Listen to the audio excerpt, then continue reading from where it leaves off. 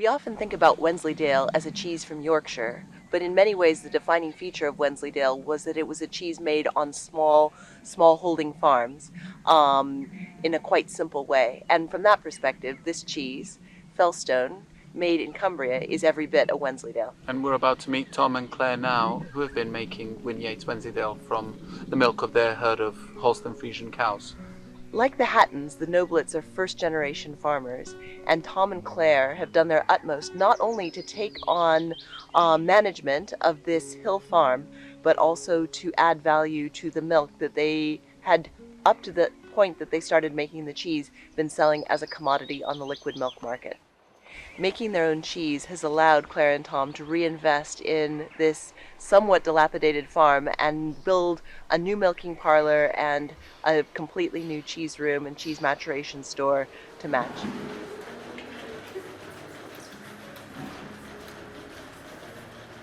When I first saw your cheese on sale, it was being sold as Felstone, and I still see that name used to refer to it.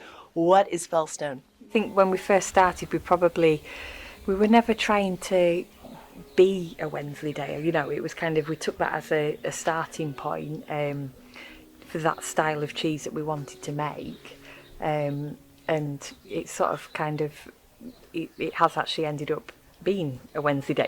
I don't think because I think we still associated a Wensleydale with your horse creamery Wensleydale like most people do, and the more we've kind of made it, and we sort of feel it is more of a reflection of a traditional Wensleydale and a reflection of our cows. Yeah, isn't it, the cows and the where we are. The geography. The geography.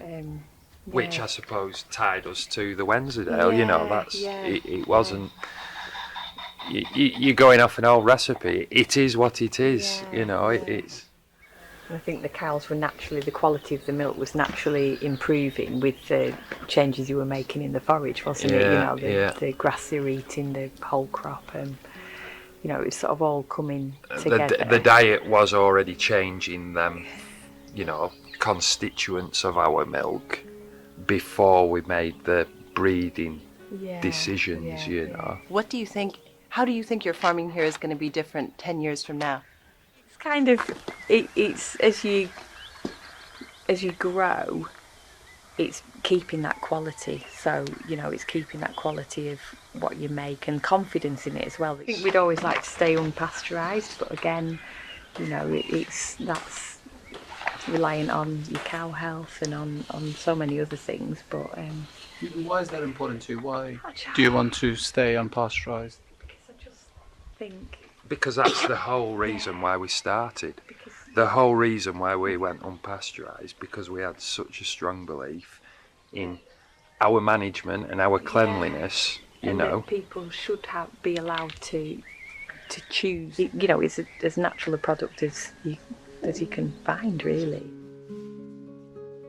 I mean, most people when they try this cheese, they almost don't connect it with Wensleydale because it doesn't have that. Crumbly open texture. It has more of a kind of supple bounds. I mean, that's a very young cheese. It's still quite curdy, but it's not acid. It's not lemony. It's quite round, and really, it just tastes like milk. A few years ago, none of these cheeses existed, and handmade raw milk Wensleydale was extinct. We're celebrating this diversity, which has come from essentially nothing in the course of less than a decade. I think. It's interesting now that it feels like we have a lot of Wensleydales, but actually if you look at this in a historic context, it's still a vanishingly small number, that this ecosystem is not fully populated. And I'd love to think that in the fullness of time, we might see 5 or 10 or, even 20. We can dream. But it's really exciting to see how each of these 3 cheeses, even though they're made in a very simple and unassuming way, are all so different as a result of the visions of their makers and the raw materials that have gone into them.